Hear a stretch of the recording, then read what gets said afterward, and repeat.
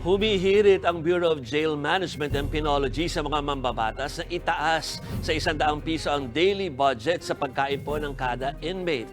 Kulang na daw kasi yung budget ngayon na 70 pesos kada preso. Magbabalita, Simon Gualvez. Isang linggo kung mamili at mag-imbak ng mga lulutuing pagkain ng Makati City Jail para sa kanilang mga Persons Deprived of Liberty o PDL. Mas makatitipid daw kasi kung bultuan ang bili para mapagkasya ang budget na 70 pesos kada araw sa bawat preso. Pero ngayon nagtataasan ng mga presyo, pahirap daw ito ng pahirap. Mahirap kasi lalo ngayon, nagmahal ngayon ang presyo ng bilihin mula sa mantika, mula sa mga ricado at iba pang mga gulay at mga karne.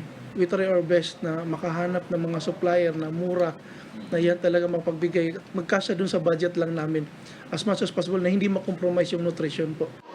Malaking problema yung hindi na sila regular na nakakakuha ng supply ng NFA rice na hanggang 1,000 piso sanang mas mura kumpara sa commercial rice. Kasama rin sa 70 pesos na budget ang gasto sa LPG at mga rekado. 2016 pa, huling na-adjust ang budget sa pagkain ng kada PDL.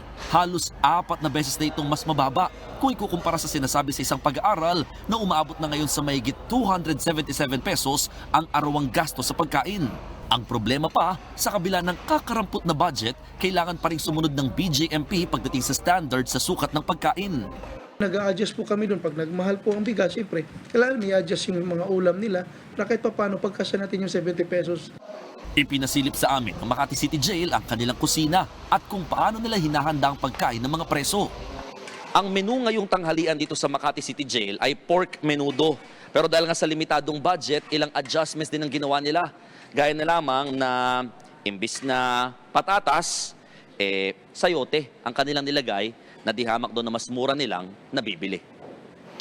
Mas magastos kapag karne.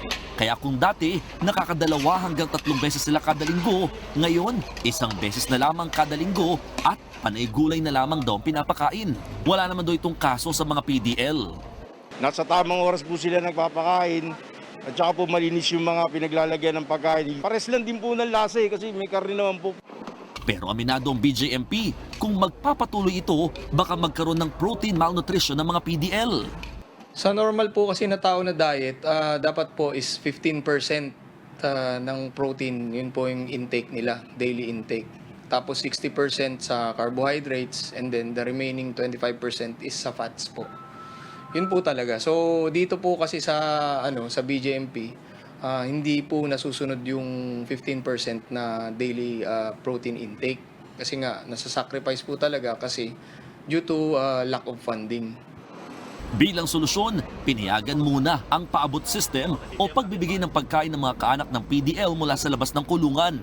Sa Makati City Jail, the QR code ang bawat dalaw na sila lang din ang tanging pinapayagang magpasok ng pagkain na mano-mano namang iniinspeksyon ng mga jail personnel. Hiling ng BJMP, may taas hanggang 100 piso ang arawang budget pagdating sa pagkain ng kada preso. Pero hanggat hindi natataas ang food budget, umaasa na lang muna ang BJMP na makakatulong kahit papano ang pagbaba ng congestion rate o pagsisigip ng mga kulungan sa 322% mula 365% noong nakaraang taon.